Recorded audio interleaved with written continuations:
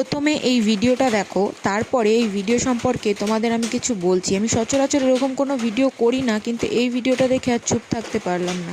আমার মনে হলো এই ভিডিওটা সম্পর্কে কিছু বলা দরকার। देख और हरी हरी मिर्चियां देख देख तेरा भगवान बचाओ कर बचाओ बचाओ बचाओ कर। अरे ये पत्थर का मुलक है मन तो खोल इसे देख देख ये सब कुछ भगवान से तू मुझे किसको किसने दिया? इसमें मैंने भरोसा किया, इससे खाना पानी सारा चीज मैंने दिया, पता है क्यों? देख देख देख हरी हरी मिर्चियां बचा बचा तेरा भगवान है बचा बचाओ बचाओ बचाओ। আশা করি ভিডিওটা দেখলে। এই ভিডিওটা হয়তো অনেকেই এর আগেও দেখেছো। আমার প্রোফাইলেও কয়দিন ধরে এনার ভিডিও খুব পরিমাণে ঘোরাফেরা করছে, যেগুলো দেখে সহ্য করার মতন নয়।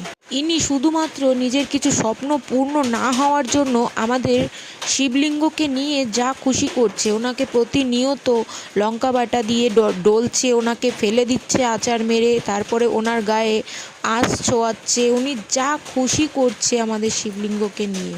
একটা মানুষ যে এতটা ছোট লোক, এতটা অভদ্র হতে পারে, এনাকে না দেখলে হয়তো বিশ্বাসই করতাম না। আর এনাকে মানুষ বলেও গণ্য করা যায় না, কেননা ইনি মানুষের পর্যায়ে পড়ে না। একটা পশু না হলে এই রকম করতে পারে না। পশুদেরও ভগবানের প্রতি ভক্তি আছে, ভালোবাসা আছে, কিন্তু এনার মধ্যে আমি সেইটুকুও দেখতে পাচ্ছি না। সব থেকে অবাক করা বিষয় কি জানো?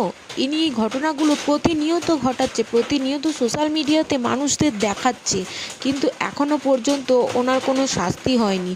আর কেন হয়নি তা আমার জানা নেই। এখানে আমাদের শিবলিঙ্গকে আমরা এত ভালোবাসি, এত ভক্তি করি, সেখানে উনি সেই শিবলিঙ্গকে নিয়ে অত্যাচার করছে।